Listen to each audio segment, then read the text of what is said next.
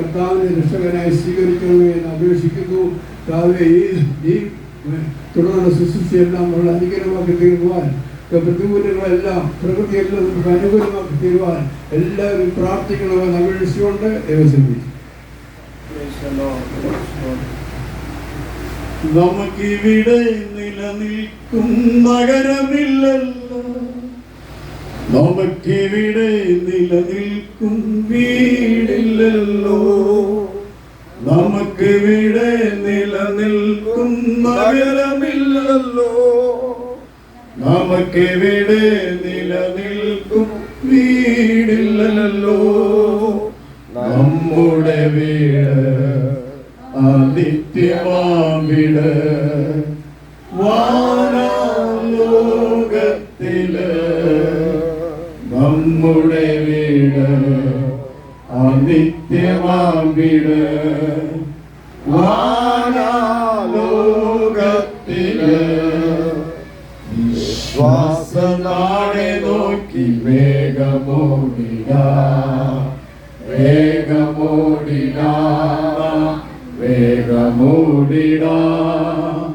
വിശ്വാസനാടെ നോക്കി വേഗമോടിട, വേഗമോടിട, വേഗമോടിട.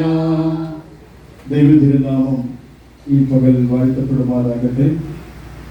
ഞങ്ങൾക്ക് കർത്തദാസന്മാർക്ക് വളരെ സന്തോഷമുണ്ട്. ഇവിടെ പലരും മരിക്കുമ്പോൾ 90% മുഖസ്തുതി മാത്രമാണ് പറയുന്നത്. എന്നാൽ ജീവിച്ചിരുന്നപ്പോൾ അനുഗ്രഹിക്കപ്പെട്ട ക്രിസ്ത്യ ജീവിതം നയിച്ച ഒരു ഭക്തിയായ മാതാവിൻ്റെ ശവസംസ്കാരത്തിൻ്റെ ഭൗതിക ശരീരത്തിന് മുമ്പിലാണ് ഞങ്ങൾ ഓരോരുത്തരും ആയിരിക്കുന്നത്. നീലമ്പേർ ദൈവസഭയിലെ ഒരു അനുഗ്രഹിക്കപ്പെട്ട കുടുംബമാണ് ഈ കുടുംബം. ഇവിടുത്തെ പിതാവ് 5 വർഷം മുമ്പ് കർത്താവിൻ്റെ സന്നിധിയിൽ ചേർക്കപ്പെടാനായിട്ടിടയായിരുന്നു.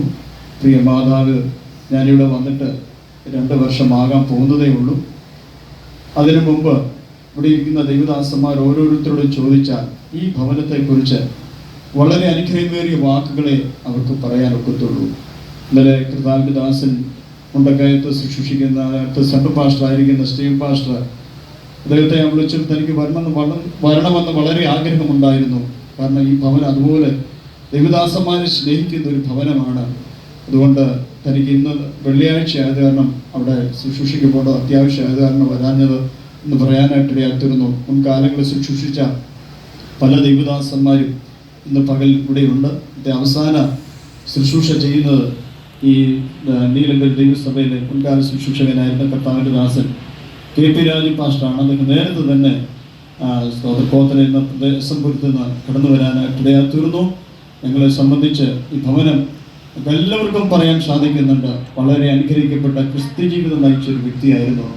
ഇന്നലെ ഇവിടുത്തെ മുൻ ശുശ്രൂഷകനായിരുന്ന ഷായ് പാസ്റ്റർ പറഞ്ഞതുപോലെ ഞങ്ങൾ ഇങ്ങോട്ട് ഈ ഭവനത്തിൽ വിസിറ്റ് ചെയ്യാൻ വരുമ്പോൾ തൊട്ടടുത്തുള്ള ഭവനങ്ങളിലെല്ലാം കയറി പ്രാർത്ഥിക്കണമെന്ന് അവർക്ക് നിർബന്ധമായിരുന്നു. എന്തുകൊണ്ടാണ് അവരങ്ങനെ പ്രാർത്ഥിക്കാൻ പറയുന്നത്? ഈ ഭവനം ഈ ദേശത്തൊരു അനുഗ്രഹിക്കപ്പെട്ട സാക്ഷ്യം പുലർത്തിയ ഒരു ഭവനമായത് കാരണമായിരുന്നു. ഞങ്ങൾക്ക് അഭിമാനത്തോടെ പറയാൻ സാധിക്കുന്നുണ്ട്. ഉച്ചയുടെ ഭരണം സ്തോത്രം ഹല്ലേലൂയ. ഭക്തന്മാരുടെ മരണം യഹോവയ്ക്ക് വിലയേറിയതെന്ന് 116 സങ്കീർത്തനം 15 വാക്യത്തിൽ പറയുന്നു. പ്രിയമുള്ളവരെ, എപ്പോഴാ മരണം നമ്മെ കൊണ്ടുപോകുന്നെന്ന് നമുക്ക് ആർക്കും പറയാനൊക്കത്തില്ല. കഴിഞ്ഞ ദിവസം രാവിലെ മരണം വന്ന വാഹനത്തിൽ അമ്മച്ചി കയറിപ്പോയി.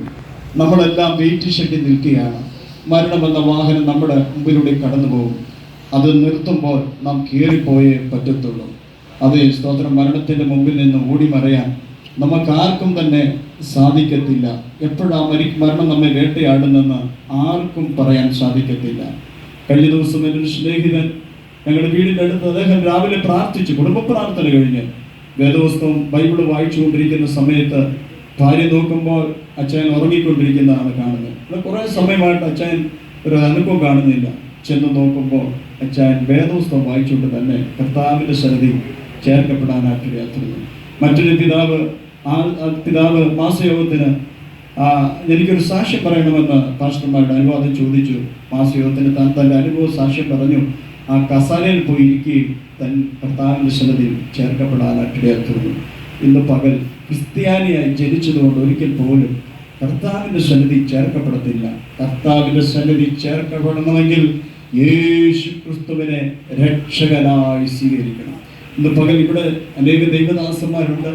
അവരോട് ഓരോരുത്തരോടും ചോദിച്ചാൽ ഞങ്ങൾ ഈ മാർഗത്തെ വെറുത്തവരായിരുന്നു, എനിക്കൊന്നും ഒട്ടും താല്പര്യമില്ലായിരുന്നു. പക്ഷേ ദൈവത്തിൻ്റെ വചനം സുവിശേഷം പിന്നീട് ഞങ്ങൾ അറിഞ്ഞപ്പോൾ ഇതിൻ്റെ ശ്രേഷ്ഠത, ഇതിൻ്റെ മാഹാത്മ്യം എത്ര വിലപ്പെട്ടതാണെന്ന് ഞങ്ങൾക്ക് മനസ്സിലാക്കാനായിട്ടു. ഇന്ന് പകൽ ഞങ്ങൾ ന്യൂ ഇന്ത്യ ചർച്ചോട് നീലമ്പേര് സഭ പ്രത്യാശയോടെ അമ്മച്ചിയെ യാത്ര ചെയ്യാൻ പോവുകയാണ്. അതേ സ്തോത്രം. എനിക്ക് ഒത്തിരി സന്തോഷം എന്താണെന്നറിയോ, ഈ അമ്മച്ചി അടുത്ത് വരുമ്പോഴൊക്കെ മക്കളെല്ലാം സന്തോഷത്തോടെ അമ്മച്ചി ശുശ്രൂഷിക്കുന്നത് നേരിൽ കാണാനായിട്ടിടയായിരുന്നു.